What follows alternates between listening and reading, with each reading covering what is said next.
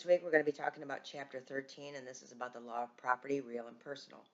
Property is a bundle of rights in relationship to others to possess, use, and dispose of a tangible or intangible object. There's different types of property that gives owners different rights, and keep in mind different bodies of law govern different types of property. Real property is land and everything that's permanently attached to it. Fixture is an item that is initially a piece of personal property, but is later attached permanently to the realty, such as a built-in stove. It will stay after the owner leaves or sells the property. Landowners are entitled to airspace above the land extending to the atmosphere. Ownership of land also includes water rights, the legal ability to use water flowing across or underneath one's property. Then there's mineral rights. This is also the legal ability to dig or mine minerals from the earth below the surface of one's land. Fee simple absolute is the right to own and possess the land against all others without conditions. Conditional estate is the right to own and possess the land subject to the condition whose happening or non-happening will terminate the estate. An example would be not to use or to use the land for something. The book uses an example of a person who has agreed not to grow cotton on their land. Therefore, if they grow the cotton on the property, it will go back to the original owner, or it's going to be transferred in accordance with the terms of the deed. A deed is an instrument of conveyance of property. Life estate is the right to own and possess the land until one dies.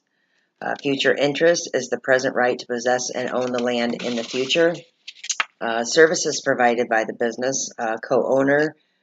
Co-ownership is ownership of a land to multiple persons of business organizations. All tenants have an equal right to occupy all the property. There are three types of co-ownership. The first one is tenancy in common, which is equal or unequal shares, and this can attach interest, and when the owner dies, their portion goes back to their heirs. The second one is joint tenancy, and all co-owners in this example have equal shares, and it can attach interest. And when the owner dies, the shares are divided among the joint tenants. And lastly, tenancy by the entirety exists only when co-owners are a married couple. This cannot attach interest and will go to the surviving spouse when the other one dies. When transferring property, the owner must follow their proper procedures.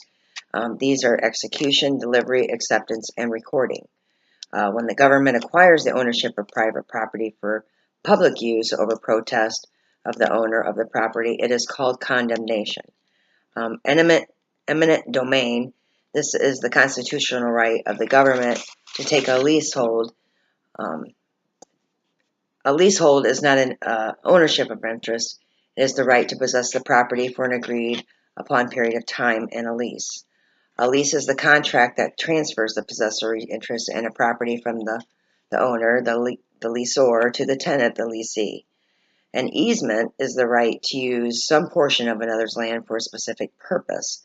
An example would be if someone is landlocked and needs to use another's driveway to get back to their property. Businesses give license to the public to enter the property to purchase the goods or privately owned property for a public purpose in exchange for just compensation to the owner. No one is allowed to use his or her land in complete unrestricted manner. There are restricted covenants that are promises by the owner, generally included in the deed, to use or not to use the land in particular ways. Then there are zoning laws, which are government restrictions placed on the use of private property to ensure the orderly growth and the development of community and to protect the health, safety, and welfare of citizens. Usually when a community enacts new zoning ordinances, generally there is a public hearing on the proposed hangs and zoning. When a landowner wishes to use their land in a manner prohibited by zoning laws, they may seek a variance. And a variance is basically a permission to use a piece of land in a manner prohibited by the zoning laws. Variances are generally granted to prevent undue hardship. Personal property is all property that is not real property. It can be either tangible, which includes movable items such as furniture, cars, and even pets.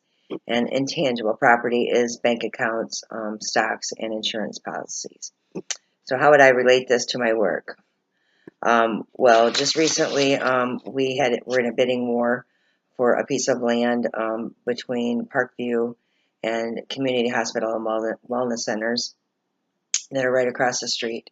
And CHWC ended up winning the bid, and they purchased a piece of property which they are going to put a parking lot on, but they are going to lease some of the parking spaces to some of us Parkview employees.